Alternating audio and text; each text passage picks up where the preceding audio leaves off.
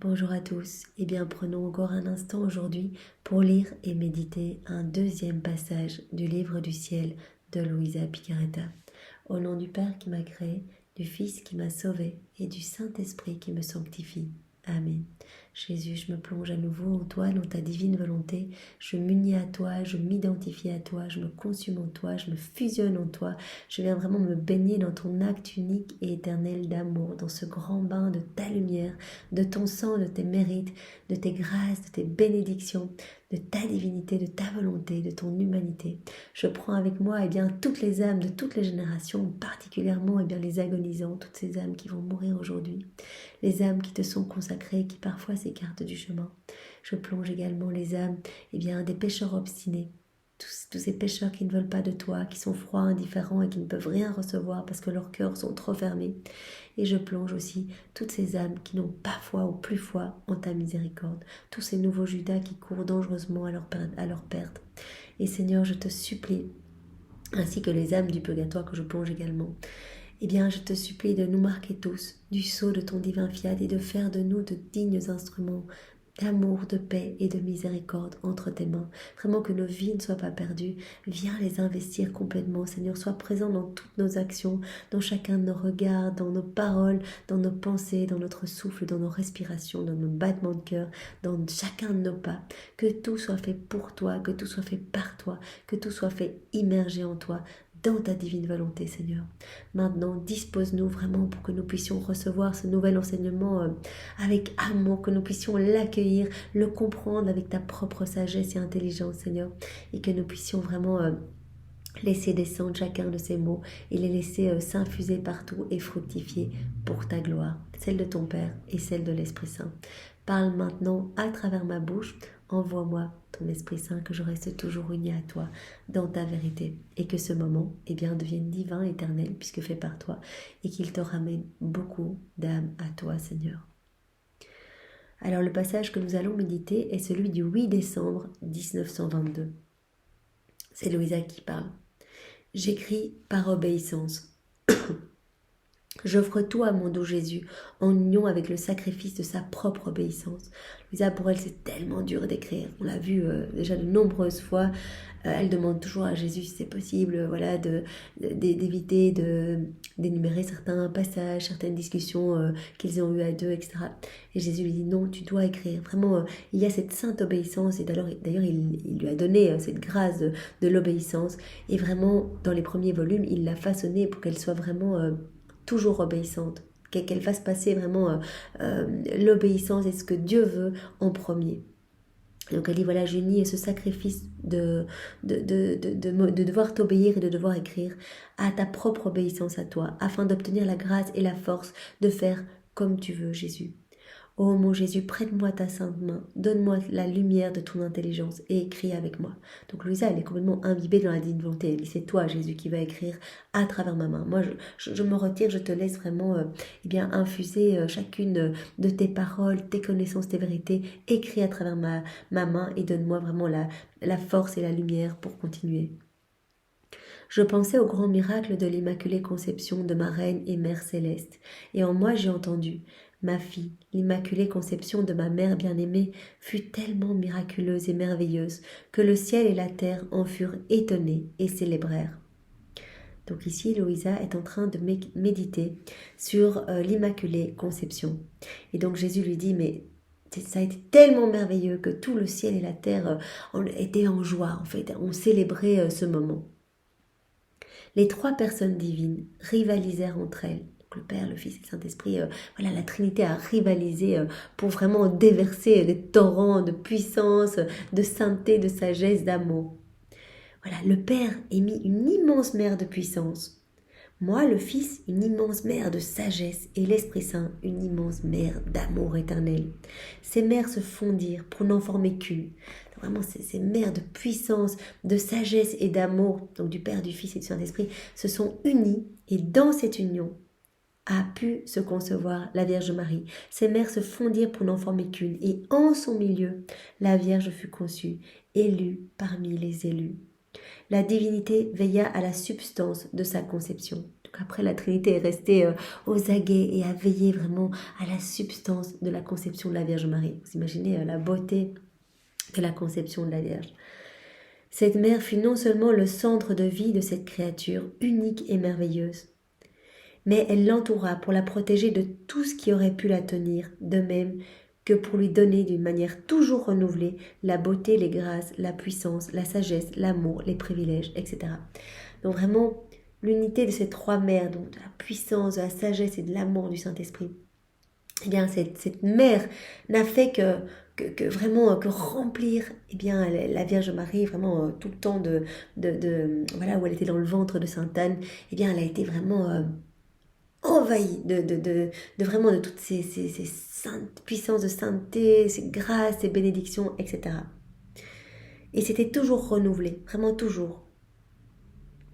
La sagesse, l'amour, les privilèges, la beauté, les grâces, etc.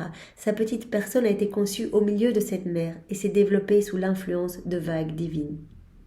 Dès que cette noble et exceptionnelle créature fut conçue, elle a voulu offrir à Dieu ses embrassements, son amour réciproque, ses baisers et le charme qui venait de ses sourires candides. Donc elle recevait tout, voilà, de la Trinité, mais la submergeait continuellement déjà voilà, au moment de sa conception et puis après pendant toute sa vie. Elle a reçu continuellement ces puissances d'amour, de sagesse, etc. Et elle rendait. Elle était vraiment dans cette réciprocité d'amour. Elle se laissait remplir et tout ce qui débordait repartait vers la Trinité. Voilà, pour être vraiment dans cet amour réciproque. Elle n'a pas voulu attendre comme il est habituel chez les autres créatures. Dès sa conception, je lui ai donné l'usage de la raison et je l'ai enrichi du don de toutes les sciences. Vous imaginez, Marie, dès sa conception, a déjà reçu l'usage de la raison et le don des sciences. Donc elle pouvait vraiment, elle avait connaissance de tout, elle comprenait tout ce qui se passait dans la Trinité, la souffrance vraiment de la Trinité, de voir eh bien son plan voilà, qui n'avait pas abouti, le plan voilà, de voir l'homme rempli de divin, de Dieu, de la divine science, divine connaissance, divine volonté. Et donc, elle comprenait déjà tout ça. Et donc, elle commençait à réparer. Elle était vraiment dans cette réciprocité d'amour et elle offrait eh bien des mers de l'amour divin. Donc, elle donnait Dieu à Dieu, elle se laissait remplir et elle rendait tout au ciel. Mais elle avait déjà tout au début, vraiment, dès la seconde 1 de sa conception, elle était déjà dotée de la raison et vraiment de toutes les sciences, du don de toutes les sciences. Je lui ai permis de connaître nos joies, de même que nos peines au sujet de la création. Donc elle avait déjà cette conscience. Dès le sein de sa maman, elle venait au ciel, au pied de notre trône, nous embrasser, nous offrir son amour réciproque et ses tendres baisers. Donc Marie, elle était continuellement, alors qu'elle était dans le ventre de Sainte Anne, eh bien, elle était déjà, voilà, son âme se jetait au pied de la Trinité, elle venait consoler la Trinité, elle venait offrir, eh bien, cet amour réciproque, tout ce qu'elle recevait, elle le redonnait, etc. Se jetant dans nos bras, elle nous souriait avec tant de gratitude et de remerciement qu'elle provoquait nos sourires. Oh, comme il était beau de voir cette créature innocente et privilégiée, si riche de toutes les qualités divines. Gorgée de divin, évidemment, Marie. Elle venait parmi nous, débordante d'amour et de confiance, sans crainte. Seul le péché sépare la créature du Créateur, détruit l'amour et l'espérance et fait naître la crainte. Voilà, Marie, bien sûr, elle était dépourvue de tout péché, puisque vraiment la divine volonté l'avait purifiée, elle a été conçue vraiment par ces mères de puissance, de grâce, de sainteté, donc elle était déjà toute pure, et seul le péché eh bien, donne la peur, donne la crainte, et sépare l'homme de Dieu, en fait. Donc Marie, elle n'était pas du tout séparée, elle était constamment au pied de la Trinité, en train d'aimer au nom de tous. Déjà, elle faisait déjà les choses au nom de tous. Elle venait parmi nous en tant que reine qui, par son amour déposé en elle par nous faisait répondre à ses désirs, nous ravissait, nous incitait à célébrer et captivait notre amour.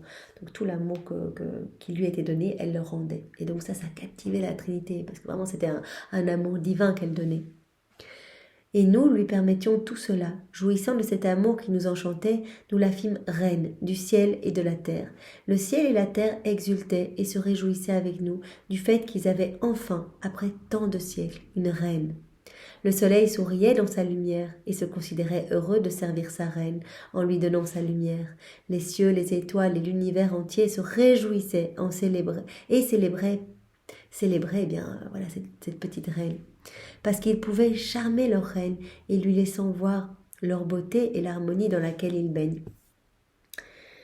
Donc en fait, toute la création voilà, a été en joie parce qu'après tant de siècles, voilà, Marie vraiment a été instituée comme voilà, conçue, voilà, toute pure, toute immaculée, et donc voilà, immergée de divin. Elle est instituée reine du ciel et de la terre. Donc toute la création la reconnaît comme reine. Les plantes souriaient parce qu'elles pouvaient nourrir leur reine. Même la terre souriait et se sentait ennoblie d'être en mesure d'offrir une demeure à son impératrice et d'être parcourue par ses pas. Seul l'enfer pleura, se sentant affaibli par l'arrivée de cette souveraine. Sais-tu quel fut le premier acte de cette créature céleste lorsqu'elle vint devant notre trône pour la première fois? Elle savait que toutes les méchancetés des hommes venaient de la rupture entre leur volonté et la volonté de leur Créateur. Donc Marie, elle avait reçu ce don de la raison, de la connaissance, elle avait le don de toutes les sciences, et donc elle avait compris voilà, que la tristesse de la Trinité face à ce plan avorté voilà, de l'homme qui avait quitté la divine volonté. Donc elle avait conscience de toutes ces méchancetés humaines, de tous ces actes en rupture avec la divine volonté. Elle frémit et sans perdre de temps et sans hésiter, elle déposa sa volonté au pied de notre trône. Donc vraiment pour consoler la Trinité, elle dit voilà, moi je vous fais offrande de ma volonté. Je l'attache au pied de votre trône et je n'en veux plus. Vraiment, ma vie ne sera que faite de la divine volonté. Toutes mes décisions résulteront de la divine volonté. C'est-à-dire que je me laisserai totalement guider par la divine volonté.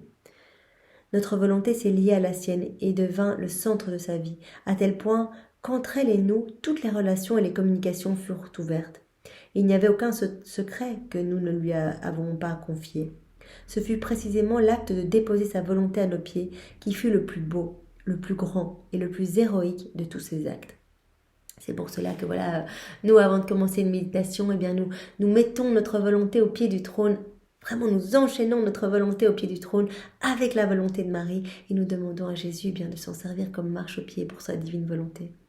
Puisque vraiment, c'est ce qui a fait le plus plaisir à la Trinité quand elle est venue offrir sa volonté pour vraiment réparer voilà, les misères de tous les hommes, toutes ces volontés déconnectées et vraiment pour un peu apaiser la souffrance de Dieu le Père, de Jésus et du Saint-Esprit. Ravis de cela, nous l'avons fait reine de tout. Vois-tu donc ce que signifie être lié à notre volonté en ignorant la sienne? Son deuxième acte fut d'offrir par amour pour nous sa totale disponibilité pour tout sacrifice que nous lui demanderions. Premier acte, elle donne sa volonté. Et pourvue de cette divine science, divine connaissance, divine volonté, donc elle sait que la Trinité souffre de ce plan de l'homme qui a chuté. Et donc, elle offre sa volonté pour vraiment offrir une compensation d'amour, pour venir vraiment mettre un petit baume sur le cœur du Père, du Fils et du Saint-Esprit. Son deuxième acte, fut d'offrir par amour pour nous, donc pour la Trinité, sa disponibilité totale. Elle dit, voilà, maintenant je m'offre. J'ai offert ma volonté, maintenant je vous offre ma vie pour vraiment, je suis prête à accepter tout sacrifice que vous me demanderez. Son troisième acte a été de restaurer l'honneur et la gloire de la création que l'homme avait entachée en faisant sa propre volonté. Donc elle est venue réparer et vraiment rendre gloire à Dieu au nom de tous les hommes qui avaient entaché l'honneur de la Trinité. Oh, comme ces pleurs innocents nous touchèrent et hâtèrent l'accomplissement de la rédemption, si longuement attendue. Cette reine nous dirigea, nous lia et nous arracha des grâces infinies. Donc elle est vraiment venue pleurer en disant, mais vraiment, que les hommes soient sauvés, qu'on puisse vraiment reconnecter leur volonté à la divine volonté. Donc elle a hâté elle a accéléré la venue de Jésus. Même si... après, elle n'avait pas conscience qu'elle allait être la mère du Sauveur. Toutes ces petites prières innocentes, faites vraiment dans la divine volonté, ont vraiment arraché, comme dit Jésus ici, des grâces infinies pour les hommes. Et ça a permis vraiment de faire venir Jésus, en fait. Ce sont toutes ces prières qui ont permis à Jésus de venir s'incarner. Vraiment, cette disponibilité, cette offrande de sa vie et de sa volonté, tout cela, vraiment dans la divine volonté, a permis à Jésus, il n'aurait pas pu s'incarner dans le ventre d'une maman remplie de tâches, remplie de misère, etc. Elle chercha si ardemment à ce que nous nous penchions sur la race humaine, que nous ne pouvions résister à ses incessantes supplications. Donc Marie était constamment au pied du trône, à unir ses prières à celles de la Trinité, à dire allez pour les hommes, pour toutes les créatures, pour toutes les âmes, voilà.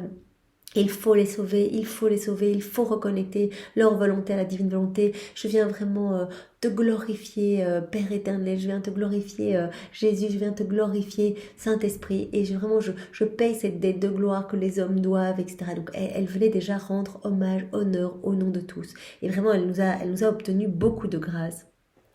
Mais d'où lui venait un tel pouvoir et une telle influence sur la divinité?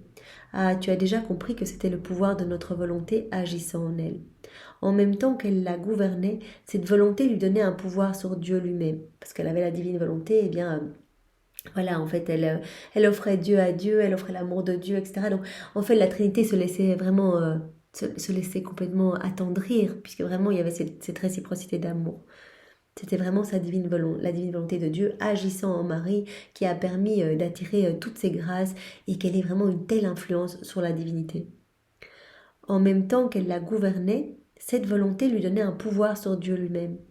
Comment pouvions-nous résister à une créature si innocente, remplie du pouvoir et de la sainteté de notre volonté? Cela aurait été de résister à nous-mêmes. Voilà, s'ils avaient résisté à Marie, qui était remplie de la divine volonté, c'est comme si c'était résister à eux-mêmes. C'était pas possible.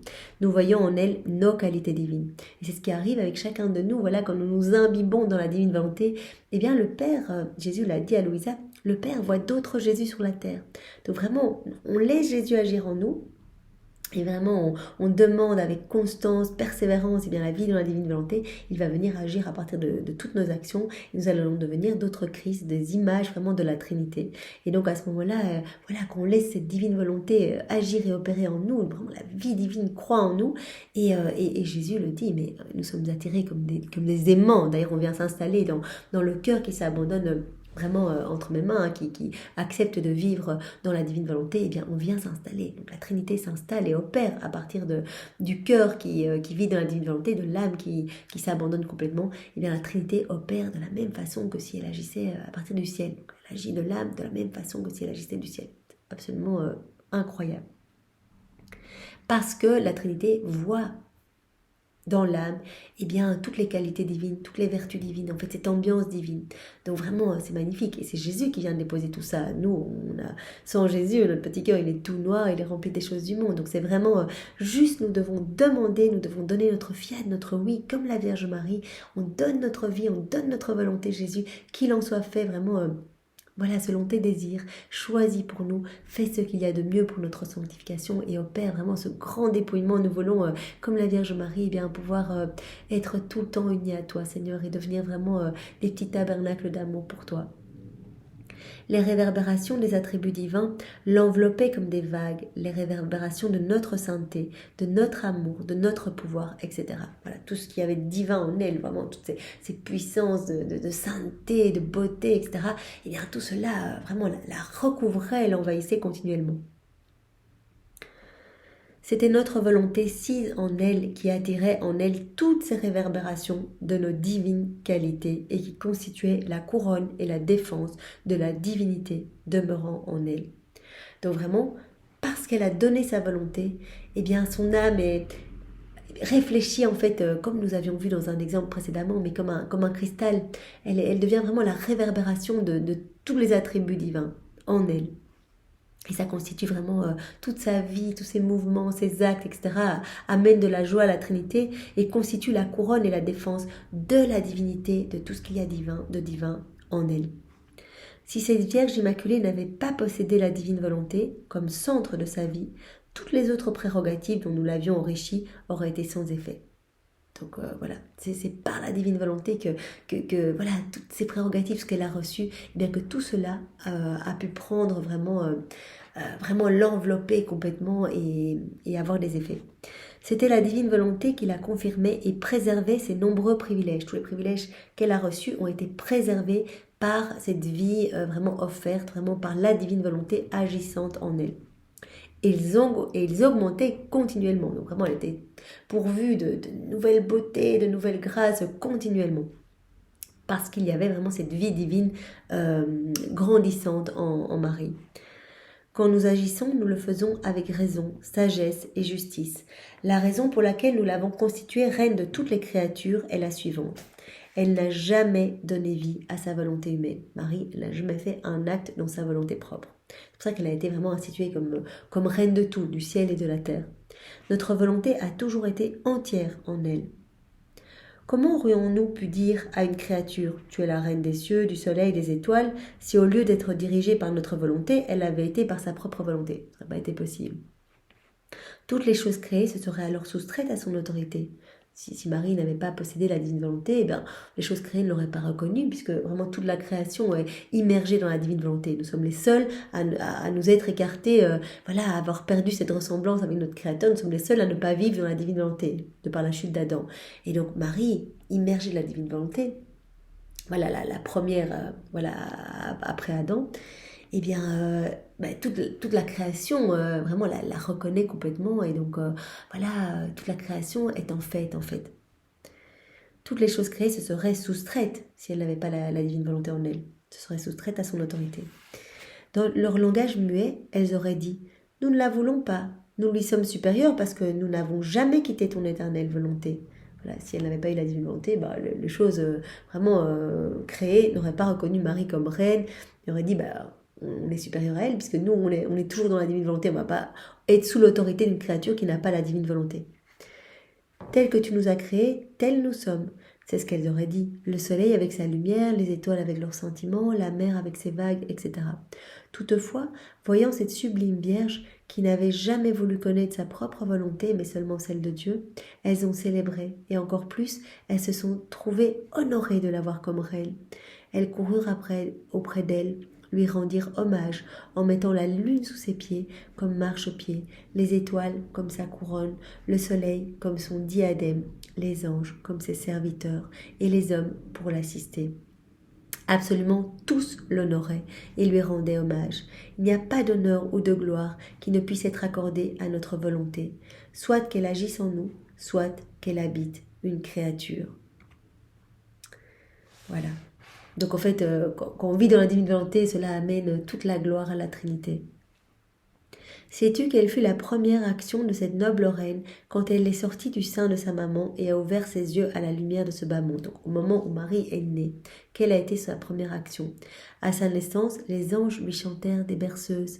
Elle en fut ravie. Sa belle âme quitta son petit corps et, accompagnée par un hôte angélique, elle circula dans le ciel et sur la terre, cueillant tout l'amour que Dieu avait répandu sur la création. Elle vint au pied de notre trône et nous offrit cet amour. Ensuite, elle articula son premier merci au nom de tous. C'est trop beau. Donc Marie, à peine elle est née, déjà dans le ventre, elle était constamment sur les genoux du Père, elle était au pied de la Trinité, elle offrait sa vie, sa volonté, etc. Elle était dans cette réciprocité d'amour. Mais au moment où elle est née, son âme s'est rendue au pied de la Trinité, et elle a accueilli d'abord tout l'amour partout dans la création, tout l'amour qui avait été déposé par la Trinité dans toutes les choses créées. Elle a tout pris, elle est venue tout offrir au nom de tous, et elle a dit merci au nom de tous. Incroyable. Oh, comme nous fûmes heureux d'entendre ce merci de cette reine enfant, et nous l'avons comblée de toutes les grâces et de tous les bienfaits, excédant ceux de toutes les autres créatures ensemble. Elle a reçu plus que toutes les autres créatures ensemble. Puis, se jetant dans nos bras, elle s'est réjouie avec nous, et nageant dans une mer de félicité, elle acquit une nouvelle beauté, une nouvelle lumière et un nouvel amour. Donc, en fait, toutes ces grâces sont renouvelées continuellement. De nouveau, elle intercéda pour la race humaine. Donc tout le temps, Marie est au pied de la Trinité et elle supplie pour les hommes. Elle supplie vraiment que les hommes puissent être sauvés, qu'il puisse y avoir vraiment cette réhabilitation, que l'homme puisse revenir dans la divine volonté, que toutes les vies déconnectées, en rupture avec la divine volonté, puissent être rattachées à la volonté de la Trinité. De nouveau, elle intercéda pour la race humaine, priant avec larmes pour que le Verbe éternel descende sauver ses frères. Je voudrais vraiment que les hommes puissent être sauvés, que le Verbe éternel puisse descendre. Mais elle n'avait aucune idée, elle ne savait pas que c'est elle qui allait devenir la mère. Pendant qu'elle faisait cette démarche, notre volonté l'informa que le Verbe descendrait sur la terre. Donc vraiment que, ses prières avaient porté du fruit. Alors elle quitta immédiatement nos réjouissances pour faire quoi?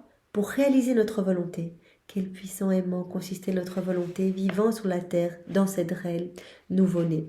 Vraiment, tout ce qu'elle faisait dans la divine volonté, eh bien, c'était un aimant puissant qui attirait de nouvelles grâces, de nouvelles bénédictions. La terre ne nous semblait plus étrangère comme auparavant. Vraiment, le ciel est attiré sur la terre par tous les actes que faisait Marie dans la divine volonté. Donc la terre ne nous semblait plus étrangère comme auparavant, voilà, tous les hommes criblés de noirceur, de puanteur dans leur volonté propre, cette terre qui paraissait tellement étrangère, mais bien, depuis que Marie est là, qu'elle fait tout, vraiment chaque acte devient lumière, devient merveille, tous ces actes éclipsent les ténèbres, etc. Et bien que pour la Trinité, la terre ne paraît plus étrangère comme avant. Et nous ne voulions plus la punir en donnant libre cours à notre justice. Donc par les actes de Marie faits dans la divine volonté, la justice divine est apaisée. Le pouvoir de notre volonté dans ce petit bébé innocent retenait le bras de notre justice. Donc même si Marie est toute petite, tout ce qu'elle fait, eh bien retient vraiment le bras de la justice divine. Elle nous souriait depuis la terre et transforma la punition en doux merci et en sourire. Voilà, elle implore, elle dit voilà, je voudrais que le verbe éternel vienne s'incarner pour sauver les hommes. Et en fait, tout est sourire, tout est amour, tout est réciprocité d'amour. Et donc vraiment, la Trinité est vraiment attirée par Marie et donc n'a plus cette justice divine, cette colère et peut-être cette envie de déverser des châtiments sur les hommes qui provoquent continuellement. Ô merveille! Donc, incapable de résister à l'enchantement, le Verbe éternel devança son intervention. Merveille de la divine volonté. À toi tout est dû, pour toi tout s'accomplit. Il n'y a pas de plus grande merveille que notre volonté demeurant dans une créature. Donc vraiment Jésus termine en disant il n'y a pas de plus grande merveille, il n'y a pas de plus grande puissance que notre volonté demeurant dans une âme. Vraiment quand une âme s'abandonne et nous donne l'autorisation et qu'on peut venir vivre la Trinité et nous on peut venir s'installer dans ce cœur et vraiment laisser notre divine volonté opérer. Il n'y a rien qui est plus beau. C'est merveille au niveau spirituel, toutes les âmes sauvées, et puis cela nous glorifie de la façon la plus parfaite. Chaque petit acte est offert comme autant de bénédiction, d'amour, de louange, voilà, de prosternation, mais de la manière la plus divine qui soit, la plus parfaite qui soit, puisque c'est Jésus qui vient le faire en nous. Eh bien Seigneur, donne-nous la grâce de la constance, donne-nous la grâce de la vie dans ta divine volonté. Permets-nous de grandir en sainteté, d'atteindre ce 4e niveau de vie dans la divine volonté pour que nous puissions, comme la Vierge Marie, être remplis de toi à ras-bord. Vraiment qu'il n'y ait que toi, vraiment que toi dans nos cœurs et que tout le reste, eh bien, perde complètement l'importance. Viens nous travailler, Seigneur. Nous n'allons pas lâcher l'affaire. Tous les jours, nous serons là pour te demander cette grâce et regarde notre constance, regarde ces moments où nous sommes là pour nous gorger de tes paroles divines, pour nous laisser transformer par tes mains. Vraiment, donne-nous cette grâce. Si tu nous vois chuter, eh bien, reprends-nous dans tes bras et vraiment enferme-nous dans ton divin cœur pour que nous ne puissions plus quitter ta divine volonté, Seigneur. Vraiment, fais de nous ce qui te plaira, que ta volonté soit faite sur nos vies. Au nom du Père et du Fils et du Saint-Esprit. Amen. Bien, soyez tous bénis et passez une belle après-midi dans la divine volonté de Jésus. Au revoir.